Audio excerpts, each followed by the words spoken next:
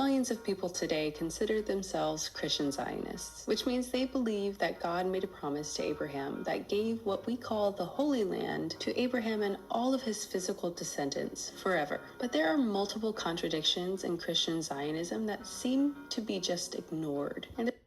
Shalom, my friends, and welcome to another video where we debunk this anti-Zionist Candace Owens wannabe. I think she goes by Vanessa Wholeheartedness. Anyway, I just discovered her channel, and this is going to expose the lies of the anti-Zionist Christian movement. And we're just going to explore this and demonstrate why Zionism is biblical in terms of what Jerusalem and the Jewish people stand for today. So, anyway, without further ado. There's one blatant contradiction that's hidden in plain sight within Christian Zionism's ideology. The single piece of evidence that I'll share with you today in this video exposes Christian Zionism for the false doctrine that it is. Hi, I'm Vanessa. Welcome to Wholeheartedness and to my first mini-series, The Bible and Israel. Christian Zionists take God's promise to Abraham literally. So they believe that all of Abraham's physical descendants are the rightful owners of what we call the Holy Land today, and that their right to the land is forever. Yet here we are at the top of their beliefs, and we've already run into a contradiction where it begins to break down. Because based on what Zionists believe, they attribute that promise to Abraham and the land, they apply it exclusively to Jews. But historically, Jews derive from only one of the 12 tribes of biblical Israel, the tribe of Judah and possibly some of Benjamin. So she seemed to neglect Levi, which of course we have always claimed that we have Levites among us, right? That's probably the most famous tribal designation amongst all branches of Jews, Ashkenazi, Sephardic, Mizrahi. We all claim that we have Levitical tribal, ties effectively, patrilineally from father to son, going back to Levi, to Aaron and Moses, that's what we have claimed. But whether or not she believes that, I just found it interesting that she neglected to say that. So right off the bat, we see that she's coming from a place of ignorance where she doesn't even understand what Jews have been claiming about ourselves. So anyway, let's keep listening. that means that possibly 11 of the 12 biblical tribes of Israel were not Jewish. This creates a major contradiction for Christian Zionists because they argue that all of Abraham's physical descendants have a right to the land.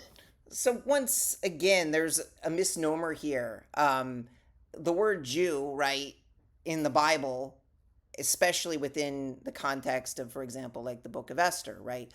The word Jew is used to describe not just people from the tribe of Judah, but it's also used to describe Benjaminites, and it's even used to describe converts.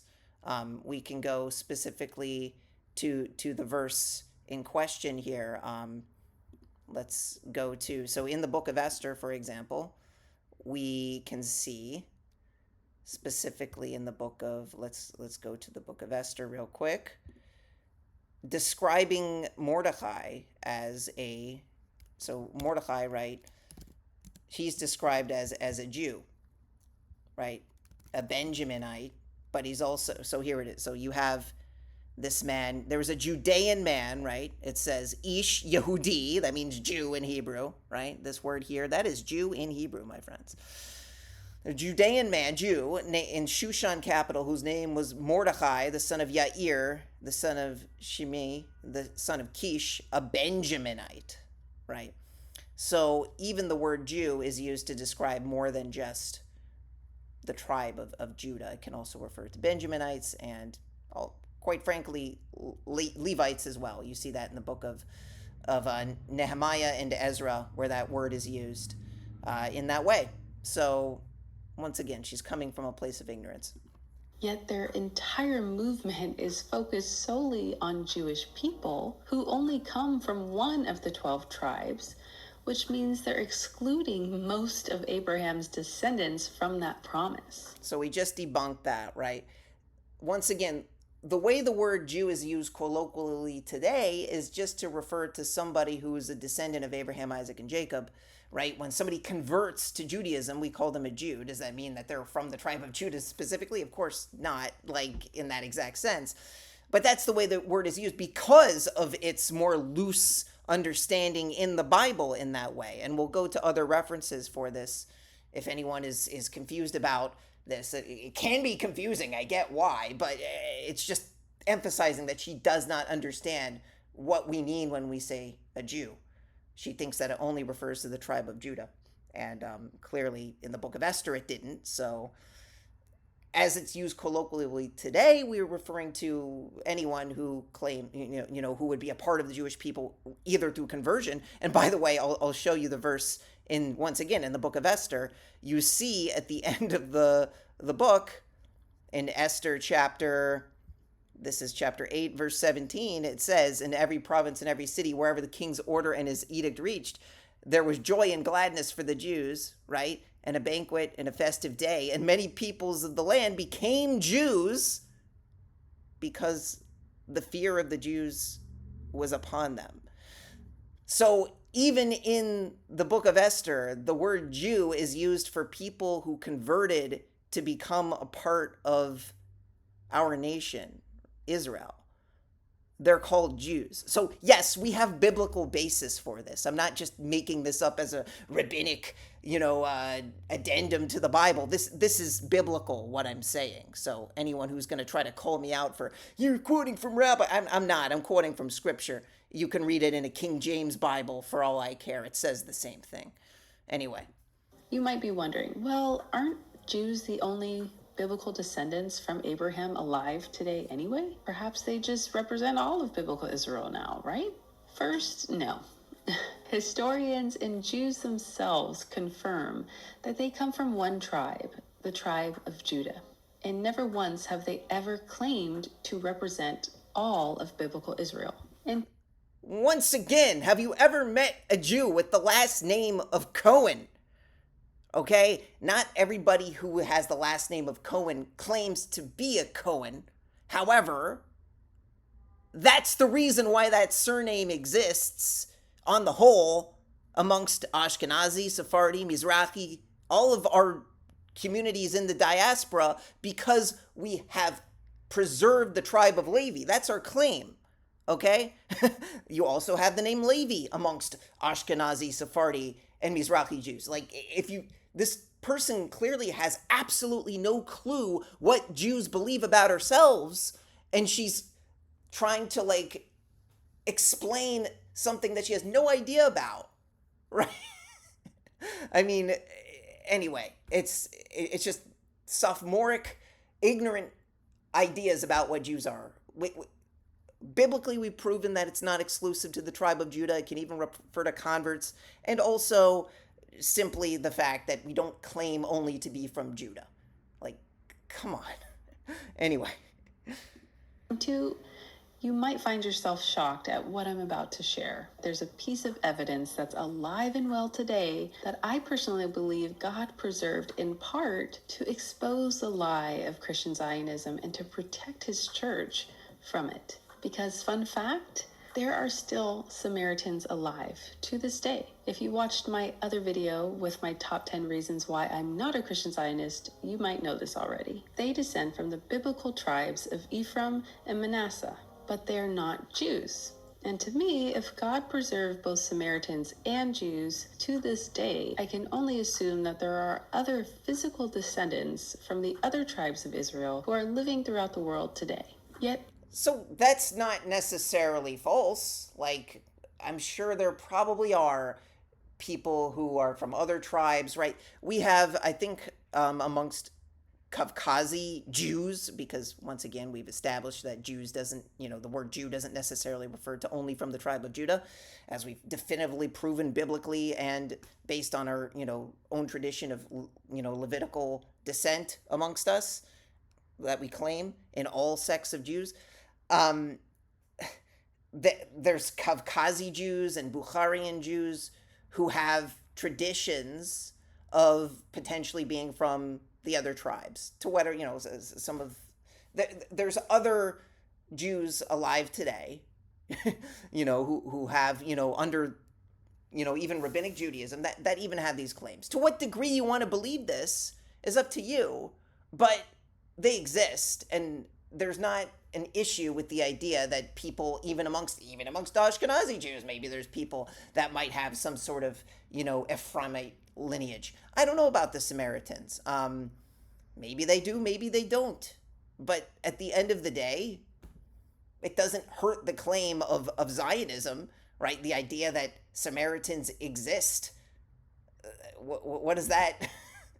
even if their claims are correct from being from Ephraim and Manasseh, or whatever their claims are, does that mean that why would that mean that Zionism is wrong? What we have to get back to is what is Zionism, right? What is Zion effectively? And we see in the book of Zechariah chapter 8, it says, "So said the Lord of hosts, I am jealous for Zion with great jealousy, and with great fury I am jealous for her. So said the Lord, I will return to Zion, and I will dwell in the midst of Jerusalem, and Jerusalem shall be called the city of truth, and the mount of the Lord of hosts shall be called the holy mountain." This is a future messianic prophecy about Zion, which is synonymous with Jerusalem, virtually synonymous with Jerusalem here, right? Okay, so why is there a problem with biblical Zionism and Jews holding Jerusalem as our holiest city, just like the Bible says? What's the problem with that? There's nothing wrong with that from a Jewish perspective. If there's a problem with it from a Christian perspective, then I guess you can throw out what you call the Old Testament, because it testifies against your claims if you claim that the New Testament says otherwise. Then don't tell me that your New Testament is the fulfillment of my Tanakh if you can't understand biblically what Zion is, because then you're rejecting God's holy city and God's holy people, the Jewish people. Christian Zionists say that the modern state of Israel is a fulfillment of Old Testament prophecies. These are prophecies that they've interpreted to mean that God foretold that he would regather the whole kingdom of Israel back together again. But if they're going to take the prophecy that way, then a true fulfillment of that prophecy would be all 12 tribes of Israel coming back together again, not just one tribe, the tribe of Judah, from whom the Jews derive. Okay, let's let her finish her thought. Because as the modern state of Israel exists today, it is a state strictly for Jews. So if there was a group of Samaritans today who wanted to move to the Holy Land, based on the laws that exist in the modern state of Israel today, they wouldn't be able to. So the Samaritans do exist in Israel today, so that makes absolutely no sense. But let's debunk her claim. So she has a problem with the idea that since we already showed that erroneously, she claims that Jews only identify as being from Judah. But let's semi-steelman this argument here, okay? Because there is a prophecy in the book of Zechariah that does single out the Jews specifically amongst all the other tribes. So it says here, a pronouncement, the word of God concerning Israel, the utterance of God, who stretched out the skies and made firm the earth, created mortals, breath within them. Behold, I will make Jerusalem, also known as Zion, if we look at Zechariah chapter 8, verse 3. So this is where Zionism comes from. I will make Jerusalem a bowl of reeling for the peoples all around, and Judah, shall be caught up in the siege upon Jerusalem. Notice how only Judah was mentioned as a tribe here. When all the nations of the earth gather against her on that day, I will make Jerusalem a stone for all peoples to lift, and all who lift it shall injure themselves. And on that day, declares God, I will strike every horse with panic and its rider with madness, but I will watch over the house of Judah. Oh, wow, it's singling out Judah again. Who would have thought? While I strike every horse of the peoples with blindness. and the clans of Judah. Oh, there's Judah again. Geez, this messianic passage seems to be very much focusing on Judah, right? Why do you think that is? None of the other tribes seem to be mentioned here. Will say to themselves, the clans of Judah will say to themselves, the dwellers of Jerusalem are a task set for us by their God, Lord of hosts. And on that day, I will make the clans of Judah like a flaming brazier among sticks, and like a flaming torch among sheaths, and they shall devour the besieging peoples right and left, and Jerusalem shall continue on its site in Jerusalem. So nations are going to attack against the Jews in Jerusalem, kind of like what has been, happening since Israel's inception, right? The modern state, which this individual seems to claim has no biblical fulfillment whatsoever, because those Jews are only in the land and none of the other tribes. Well, let's see, Vanessa, can you tell me when Zechariah 12 took place in history to its fulfillment? When did all the nations of the world attack Jerusalem, right? And watch what it says here. God will give victory to the tents of Judah first, so that the glory of the house of David and the glory of the inhabitants of Jerusalem may not be too great for Judah. Okay, so Judah is going to be saved first, is what this is saying. It actually even uses, see this word here? It says Vehoshia. You know what that word means? Salvation. So Judah will be saved first. You know how Christians love their salvation, right? Well, Jews love it too. Just we don't believe that it's some man who died on a cross for us and that's the only way for us to attain salvation. Rather, this prophecy says that we will be saved through God alone and not through Jesus, because this prophecy was not fulfilled by Jesus. And we'll see exactly why. On that day, God will shield the inhabitants of Jerusalem, and the feeblest of them shall be on that day like David. And the house of David, which includes the Messiah, son of David, will be like a divine being. It literally uses this word, Keelohim, like an angel of God at their head. Wow. When did this happen? When did this happen, Vanessa? Stay tuned, because the Jews in Jerusalem are set up to fulfill this prophecy. I don't know anybody else who would be a greater candidate for that, especially with what is happening in the world right now. On that day, I will now annihilate all the nations that came up against Jerusalem. Did that happen? Well, if it hasn't happened yet, it might be happening now. Who knows? We're in interesting times. We got Iran, we have all this stuff happening that's very interesting.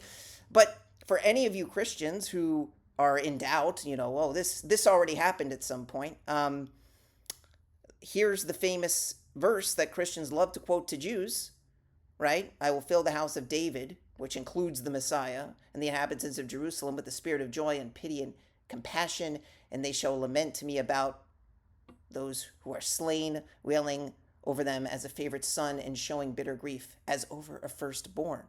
Of course, we know that Christians believe that this refers to Jesus being pierced by the house of David. Of course, that makes absolutely no sense if we agree that the house of David, which is supposed to be likened unto angels of God in the previous, Zechariah 12:8, that same house of David would not be inclusive of the Messiah in Zechariah 12:10, that doesn't make any sense. This is why Christianity also doesn't make any sense, because if you use the Christian translation, Jesus would be piercing himself. So, tough luck, Christians. Zechariah chapter 12 does not look like it has been fulfilled to its completion yet. And check this out. It says, on that day, the wailing in Jerusalem shall be as great as the wailing at Hamad Rimmon in the place of Megiddo. Now check this out. The land shall wail, each family by itself, the family of the house of David by themselves, and their womenfolk by themselves, and the family of the house of Nathan by themselves, and their womenfolk by themselves, and the family of the house of Levi by themselves, and their womenfolk by themselves, and the family of the Shimeites by themselves, and their womenfolk by themselves, and all other families and every family and their womenfolk by themselves. Notice that it only mentions the tribe of, it mentions the house of David, and it mentions the house of Levi. But it doesn't mention the house of Naphtali. It doesn't mention the house of Ephraim. It doesn't mention. Why does it only call out these names here, Vanessa? Explain that to me. It seems very hyper specific to families that Jews have always claimed throughout the diaspora, including, the house of Judah, the house of David, the house of Levi. Interesting, huh? Anyway, let's keep listening. On one hand, you have Christian Zionists affirming that, yes, all of the descendants from all of the 12 tribes have a right to the land. Yet on the other hand, the ideology of Christian Zionism is exclusively for Jews, so it inherently denies all of the other descendants of biblical Israel their right that they say they have over the land. No, it's just that they don't have any sort of track record of proof aside from the Samaritans who already live in the land. So your point makes absolutely no sense. One thing I wanted to show you though is, so I went on Dr. Michael Brown's show. I don't know if Vanessa cares for Dr. Michael Brown or not, but this is an interesting refutation to the idea, because I know that many Christians get very excited about Zechariah 12:10. And they believe that this refers to Jesus being pierced. But I wanted to demonstrate how, even according to the Christian position, this makes absolutely no sense. 3, 4, truth. Let's go to Yehuda in Brooklyn. Thanks for calling the Line of Fire.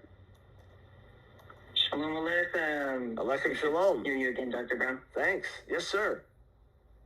Thanks for having me. I had a question about the House of David in the Tanakh and how it relates to the future Messiah. To start off, I just wanted to know, we're in agreement that in the Tanakh, when it mentions the House of David, that would be inclusive of the Messiah, son of David? Yes. I mean, ultimately, he's included, the promises to the House of David culminate in the promise of the Messiah. Yes, sir. Awesome. So when I read Zechariah chapter 12, right, which is a future prophecy about the Messiah, I think we both agree, since you agree with me that the house of David would be inclusive of the Messiah. So when I look at Zechariah 12:10, it says, I will pour out upon the house of David, which includes the Messiah, right? No. To be clear. So you can watch this video to see Dr. Brown get caught in this contradictory theological pickle that Christianity creates for itself. Remember, messianic prophecy is most specific, when it's speaking about a Davidic king. And if you're going to exclude the house of David from being associated with the Messiah, son of David, who Christians claim Jesus to be, erroneously, of course, it shows that they're basically painting the target around the arrow and saying bullseye, and that's not impressive to anybody. You don't get to move the goalposts when it doesn't fit your definition of what the Messiah, son of David, should be. And if the Messiah, son of David here is, in Zechariah 12:10, a part of the house of David in this clear future messianic prophecy, then we should respect that and acknowledge, even here, the house of David being referred to like a divine being, like an angel, like angels, right? But for some reason, because you want Jesus to be the one being pierced, you want to exclude him from being of the house of David in this instance. That's the flaw in the theology of Christianity and the double standards that demonstrate that it is not being faithful to its supposed source material, the Tanakh, which it just quotes out of context and doesn't quote in good faith, basically to crown their false Messiah known as Jesus. And what do you get when you follow the New Testament? You get Candace Owens Simps, like this Vanessa over here. And Vanessa, if you want to have a discussion with me about this, I would gladly have a discussion about this. I had a discussion with this with even a former Sicarii Hebrew Israelite, who now hilarious. His leader also was guilty of something similar to what Dr. Brown was accused of recently. This guerrilla Hebrew individual. So the Sakari movement, ironically and hilariously, has completely imploded into itself. So Ariella Sakari here doesn't really have a movement anymore. So unfortunately, I think he's still a part of this horrible, detestable movement. But here's me kind of putting him in his place. This was my most viewed video on YouTube, and it's dealing with Zechariah 12. But it is brought forth out of the nations, and they shall dwell all of them, safely all of them, right? So they have to be they're dwelling in safely. They're dwelling safely, right? But now you got people coming to attack them. That's God and all his bands coming against, all right, Jerusalem, who have been brought back to the land. They were brought from the land, and in order for them to be brought from the land, they have to be keeping the commandments, but yet your people are not keeping the commandments. There are some, look, there's some of us that do keep the commandments and some of them that don't. It's not that all of us don't keep the commandments. There's some. We just read several scriptures, Ezekiel 36, Ezekiel 37, where they're going to be cleansed and gathered. Ultimately, when the final geula, the final redemption happens, yes, that is when it happens. But before that happens, we will be attacked. Be there right now. What? Y'all should not be there right now. What? So, according to Zechariah 12, does it say that the Judah in the land is already cleansed? Show me where it says that the Judah that is in the land in Zechariah 12 that's attacked by all the nations. Show me where it says that they are already cleansed. Show me that. Let's go back to Ezekiel 36, sir.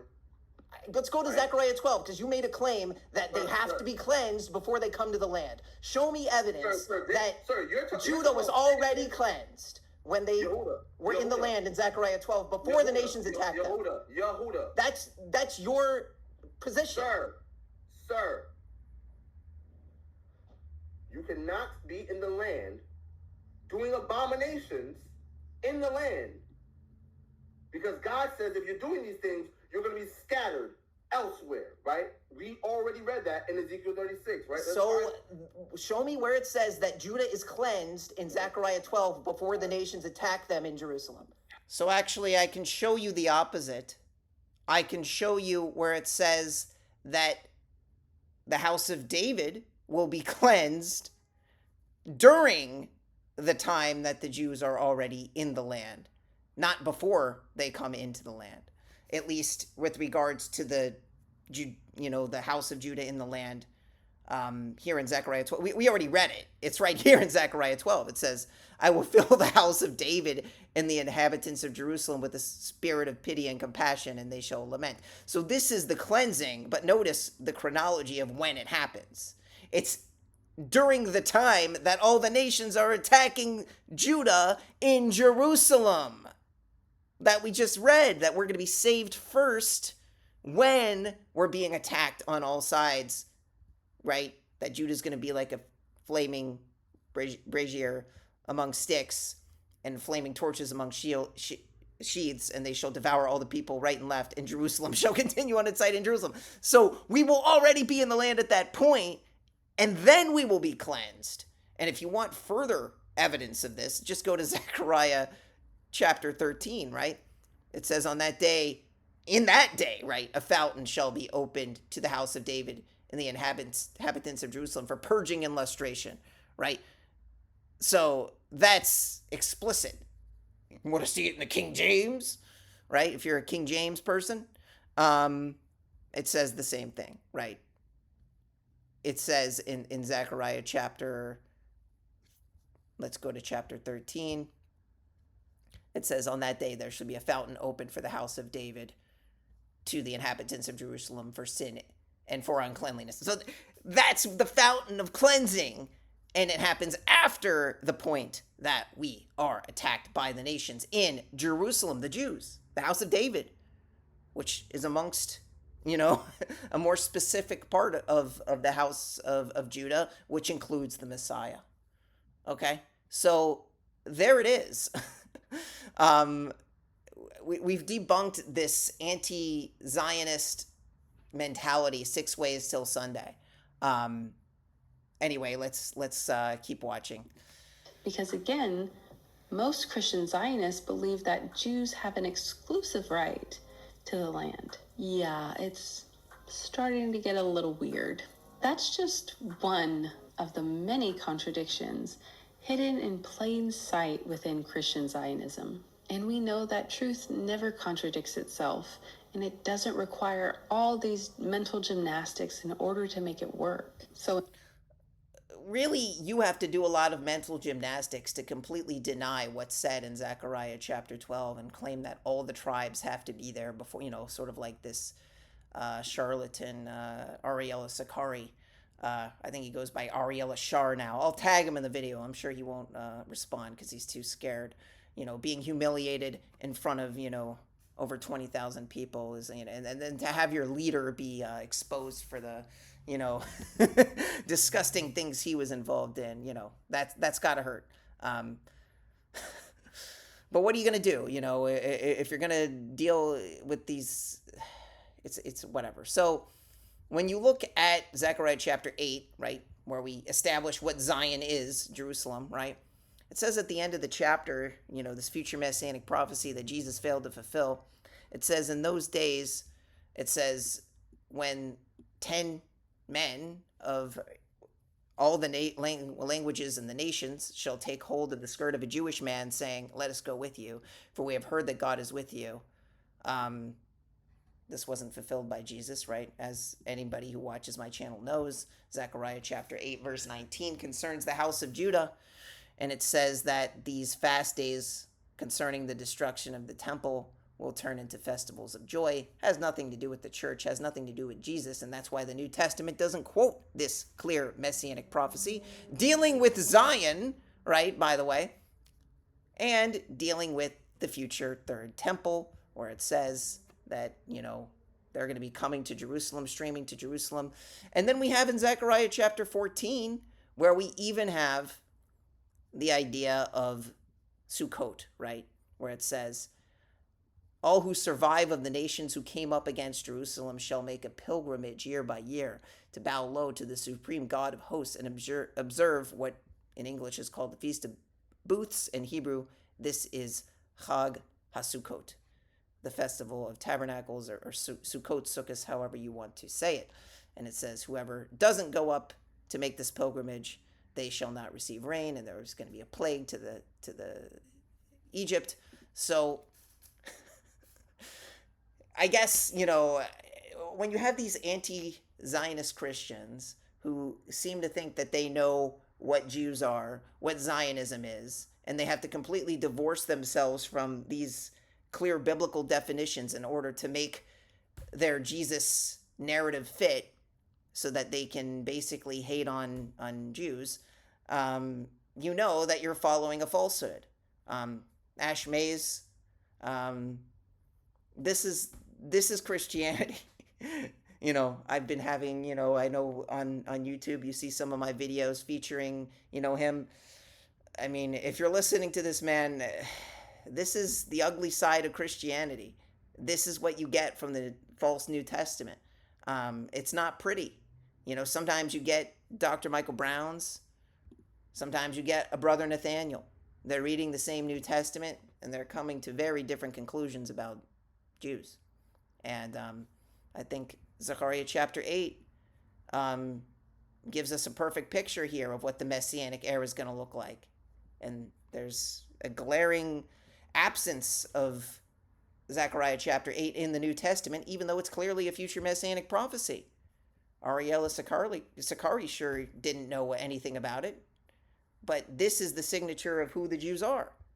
The ones who mourn during these days of, the destruction of the temple. This was happening since the days of the Babylonian exile, as we read in Zechariah chapter 7. So these fast days will turn into festivals of joy. Why? Because the third temple will be built, and that is when the nations will be coming up from year to year to celebrate the festival of tabernacles, just as it says. And this is post the this same battle, right? Zechariah 14 describes the battle of Gog and Magog as well. And it's interesting here, in my debate with Ariella Sakari here, he was trying to argue that the Jews could not be in the land because we are basically saying that we're not in exile anymore. So that contradicts the scriptures that the land of Israel would be, some sort of biblical fulfillment today. Well, here's the deal.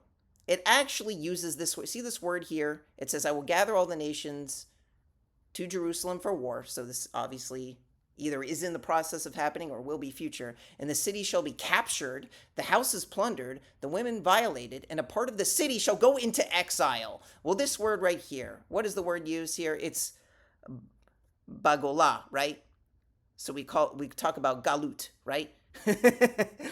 Look at what it says, exile. So the Jews, even though they will be in Jerusalem, which we are today, we will be exiled from Jerusalem before we are saved, right? Because if you keep reading, you see that eventually it describes the same events of Zechariah chapter 12, where Judah is saved for, the whole idea is paralleled here, okay? So, once again, you can try and hate against the Jewish people all you want, but if you claim to be a Christian and you want to follow the New Testament, then Zionism is going to be a thorn in your side, whether you like it or not, because Zion is Jerusalem, and this is holy to the Jewish people, and according to Zechariah chapter 12, Judah will be saved first. Not the other tribes, Judah will be saved first. You read it here. So this is why we identify as Jews. It's fulfillment of prophecy, whether you like it or not. Victory to the tents of Judah first. You think that's the church? Yeah, that's cute. In my opinion, with Christian Zionism, this is just one of the many ways that the math is not mathing. But if you're interested in learning about the error that Christian Zionists make when interpreting Genesis 12:3, I'll bless those who bless you and curse those who curse you. Check out this video right here that I made.